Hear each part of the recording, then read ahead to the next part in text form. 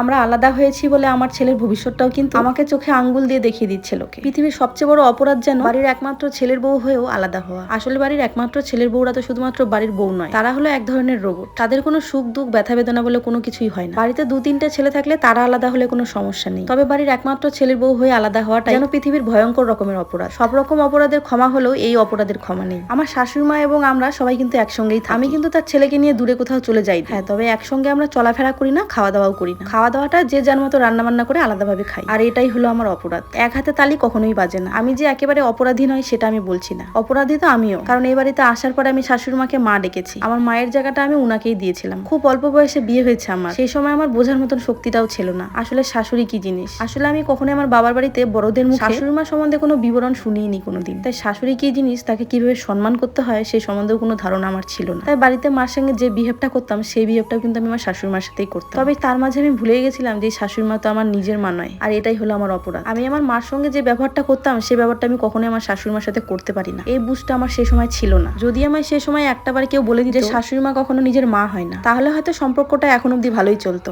আমার যতদূর মনে হয় এই আলাদা রান্না বান্না করার কোনো দরকারই পড়তো না। আমরা হঠাৎ করেই পালিয়ে বিয়ে করি, আর সেই সময় আমার বরের স্যালারি ছিল শুধুমাত্র 5,000 টাকা। বরের এই টাকা শাশুড়িমার কিছু টাকা দিয়ে আমাদের সংসার চলতো। দেখো, সংসারে অশান্তি কিন্তু তখনই শুরু হয় যখন সংসারে টাকার অভাব দেখা দেয়। তবে নিজের ছেলে যতদিন অব্দি খায় ততদিন অব্দি কিন্তু টাকার টানটুনটা সেভাবে পড়ে না। তবে অন্য একটা ঘর থেকে একটা মেয়ে এসে যখন সংসারে ঢোকে, সেই সংসারে বসে বসে খায়, তখনই কিন্তু বেশিরভাগ সংসারের টানটুন আর অশান্তিটা শুরু হয়। আর আমার শাশুড়ি মা কিন্তু একটা সময় বলেই বসে, বউ পোষা মানে হাতি পোষা, সেই কথাটা বলে আমার বরের সামনে। তবে আমার বর কিন্তু ভীষণ তার মাকে ভালোবাসে, আর আমার শাশুড়ি মা যত বড়ই অপরাধী হোক না কেন, আমার বর কিন্তু আজ অব্দি তার মার ব্যাপারে একটা কথাও আমাকে কোনোদিন বলেনি, এমনকি আমাকে বলতেও দেয়নি। তবে শুধুমাত্র ছেলেরা কেন, মেয়েরাও তো তাদের বাবা মাকে অনেক বেশি ভালোবাসে, কিন্তু শুধুমাত্র শাশুড়ি মার সেই ছেলের জন্য একটা মেয়ে তার সমস্ত কিছু ত্যাগ করে চলে আসে তার বাড়িতে। এমনকি সেই মেয়েটা একসময় ভুলে যায় নিজের দিকে তাকাতে। তখন শুধুমাত্র সেই মেয়েটা ভাবে শাশুড়ি মার সেই ছেলের জন্য কি খাবে কি পড়বে এই নিয়েই কিন্তু মেয়েটা পড়ে থাকে সারাটা দিন, কারণ সেই মেয়েটার কাছে শাশুড়ি মার সেই ছেলেটাই হলো তার জীবনের সবকিছু। তবে একটা কথা তো আমরা সবাই জানি, আমাদের সন্তানকে যারা ভালোবাসে তাদেরকেও আমরা অনেক বেশি ভালোবাসি। তবে সেই জায়গায় দাঁড়িয়ে আমরাও তো আমাদের শাশুড়ি মার সন্তানটাকে আমাদের নিজেদের জীবনের থেকেও বেশি ভালোবাসি। তবে আমরা কেন বাড়ির বউরা শাশুড়ি মাদের কাছে ভালোবাসা পাই না? একটা মানুষ কতই বা খায় যে তাকে হাতির সাথে তুলনা করা হয়? মানুষ আলাদা এমনি হয় না, তার পেছনে নিশ্চয়ই অনেক কারণ থাকে। একজন আমায় কমেন্ট করেছেন, কমেন্টটা তোমরাই পড়ে নিও। দেখো, আমার ছেলে আলাদা থাকবে কি থাকবে সেটাও নিজে ডিসাইড করবে, আর ওর ডিসিশনটাকে আমি সবসময় সমর্থন করবো। কোনো মেয়েই কখনো ভেবে আসে না তারা শ্বশুর বাড়িতে এসে আলাদা থাকবে। তবে তাদের আমি জিজ্ঞাসা করবো, তারা যদি চায় তাহলে আমি অবশ্যই সেই ব্যবস্থাটা করে দেবো।